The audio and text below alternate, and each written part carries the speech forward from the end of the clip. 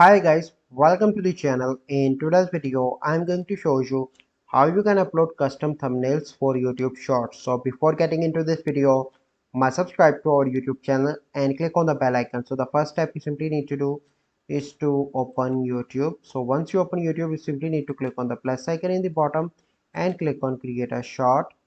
And if you want, you can create a short. So I'm going to select from my gallery. So select any random video from your gallery and click on done.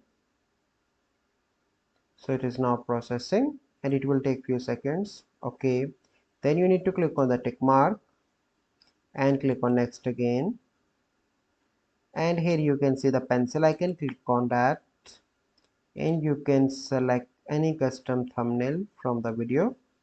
As you can see that I am selecting. Okay, so I'm going to select this frame and click on done, and here you can add the title, and then you need to click on upload short. So this is the process by which you can add custom thumbnail for YouTube Shorts. So I hope you find this video helpful.